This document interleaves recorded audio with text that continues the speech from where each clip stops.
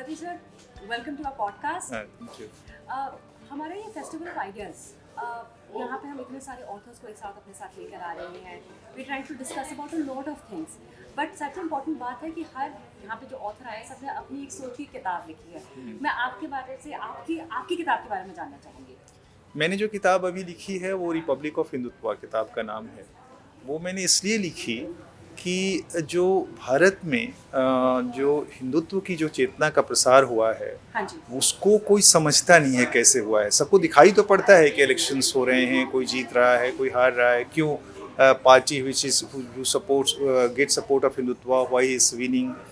But कोई ये नहीं समझता कि वो कैसे ग्रास रूट पर डिसेमिनेट हुआ है, कैसे वो एक पब्लिक डिस्कोर्स का हिस्सा हुआ है, और उसमें राष्ट्रीय स्वयंसेवक संघ की क्या भूमिका है, और राष्ट्रीय स्वयंसेवक संघ ने किस तरह से एक हिंदुत्व की चेतना को एक हिंदुत्व कॉमन सेंस में बदल दिया है. और वो हिंदुत्व कॉमन सेंस कितना पावरफुल है ग्रास रूट पर, ये कोई समझता नहीं है. तो मैंने उसकी शक्ति और उसके प्रोसेसेस, प्रक्रिया, एक तरह से आप कहें contemporary history of making of Hindutva consciousness in India, that's the book. Sir, एक very important thing that I would want to know that what you've written about is very important. What you're saying is very essential because grassroots level पे जो बात होती है वो लोग नहीं समझते. Do you think this will be able to be understood by the today's generation? Because today's generation seems to be not very clear about what Hindutva really is. Do you think आपकी किताब वो gap bridge कर पाएगी? बिल्कुल, हमारी किताब ये बता पाएगी कि हिंदुत्व जो आपको दिखाई पड़ता है ऊपर से, वो और ग्रासरूट के हिंदुत्व में क्या फ़र्क है, पॉपुलर हिंदुत्व और एक क्लासिकल हिंदुत्व में क्या फ़र्क है, और कैसे हिंदुत्व के ये बनने की जो प्रोसेस है उसमें कैसे कहीं कहीं समस्याएं आती हैं. जैसे फ्रिंज एलिमेंट्स आ जाते हैं जो बहुत तरह के गलत काम कर लेते हैं.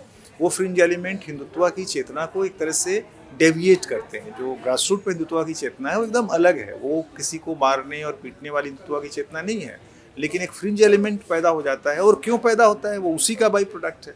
यानी ये एक जो प्रोसेस है, उस प्रोसेस को तो मुझे लगता है ये यंगर जनरेशन है उस किताब से ये समझ पाएगी कि हिंदुत्व की चेतना कैसे कॉमन सेंस में बना है, और क्या है वो, और कैसे वो पॉलिटिक्स को इन्फ्लुएंस करती है, और ख़ास करके पॉलिटिक्स ऑफ डेमोक्रेसी का इंडिया में जो डेमोक्रेसी की पॉलिटिक्स है उसको कैसे इन्फ्लुएंस करती है, ये वो बता पाएंगे. बदी सर, जब मैं आपसे बात कर रही हूँ मैं जानना ज़रूर चाहूँगी, but very important from you to know 2024 मुझे लग रहा है अभी 8 महीना है. हाँ, कहना मुश्किल है, लेकिन जो इको है वो बताता है कि बीजेपी बहुत आगे है. अभी opposition is trying to assert, लेकिन अभी गैप बहुत है. उस गैप को भर पाना, मुझे लगता है, देखिए अगला चुनाव रेफरेंडम ऑन मोदी होगा, और मोदी के सामने कोई ऐसा बड़ा व्यक्तित्व है नहीं. ये बिटवीन बीजेपी एंड कांग्रेस नहीं होगा, ये बिटवीन INDA और NDA नहीं होगा. It is Modi versus other होगा. और मोदी की पर्सनैलिटी इतनी बड़ी पर्सनैलिटी है इंडियन पॉलिटिक्स में, मुझे लगता है कि अभी उसको पर्सन टू पर्सन कोई ऐसा लीडर खड़ा होना होगा अपोजिशन में जो अभी शायद उस तरह से दिखाई नहीं पड़ रहा है. And I am sure sir आपकी जो किताब है that will help people understand why that gap has come there for Prime Minister Modi. They'll understand the importance. Indeed. Thank you so much. Thank you, Richa.